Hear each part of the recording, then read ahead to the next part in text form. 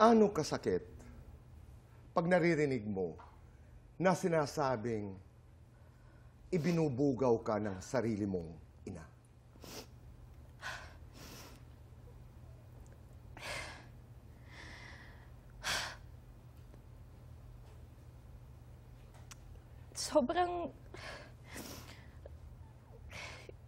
Sobrang sakit talaga dito, boy.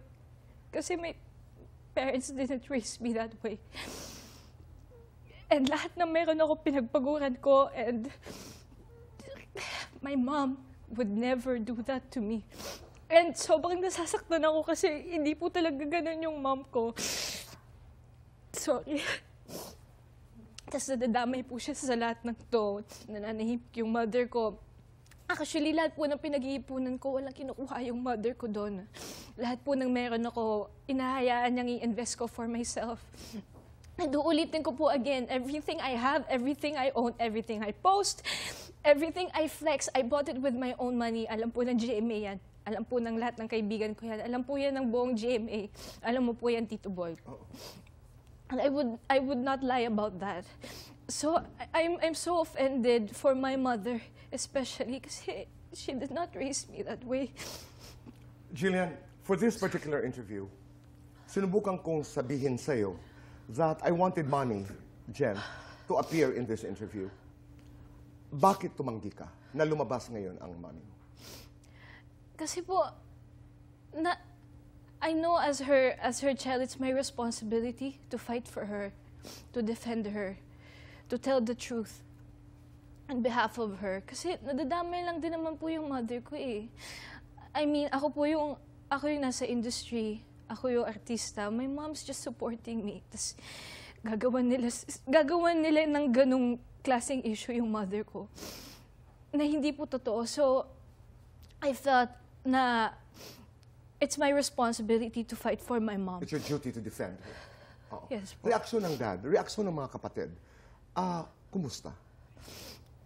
Ganun din po. Lahat sila syempre nasasaktan, na-offend po. My dad, actually buong family ko po, supportive po sila. So, I guess yun na lang din po yung thankful po ako na nangyari through sa mga issues na to na nakita ko po gano'n ka-supportive yung family ko. Pero, tinatry kasi po namin i-ignore for the longest time. Kahit ako po, hindi na po ako nagbabasa masyado ng comments after ko po mabasa. Were you hoping na mawawala? Oo Were you naman hoping po. na lilipas, kaya hindi ka nagsalita? Opo, Tito Boy. And actually po, nung minor kasi po ako, sinabihan din po ako ng GMA not to speak about it kasi hindi naman nga daw po kailangan kasi it's not true. Pero I decided, especially nung nag-resurface na naman po siya last week, na it's enough. Kasi grabe po talaga yung